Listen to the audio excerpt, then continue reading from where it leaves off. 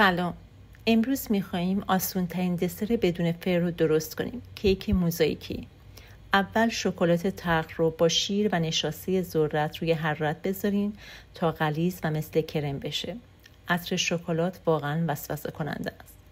بعد بسکویت ها رو با دست خرد کنید و مواد شکلاتی رو کم کم روش بریزید. هم بزنید تا همه بسکویت ها خوب کاور بشن. حالا قالب رو با پلاستیک بپوشونید، مواد رو داخلش بریزید و حسابی فشار بدید تا سطحش صاف و یک دست بشه و بعد برای 2 ساعت در فریزر قرار بدید. وقتی درش میارین یک کیک شکلاتی خوشمزه و خوشگل داریم که خیلی ساده آماده میشه. میتونین روش رو با شکلات آب شده یا پودر کاکائو و توت فرنگی تازه تزیین کنین.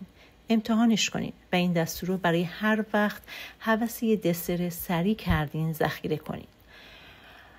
برای دستورهای خوشمزه و مقوی و سالم بیشتر که پر از عطر و طعم و مزه هستن منو دنبال کنید و همراه هم باشید. مرسی.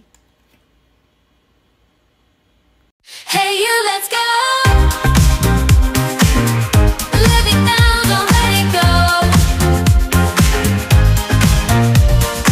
Oh, oh, oh.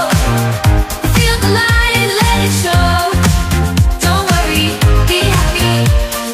Step outside, let the sun shine in. Feel the breeze, let your heart begin. Chase the moments, make them yours.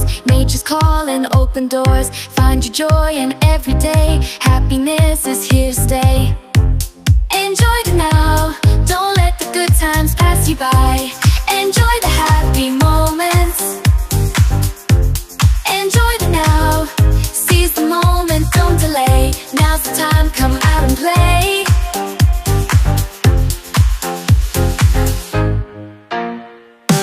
Enjoy now, don't let it pass.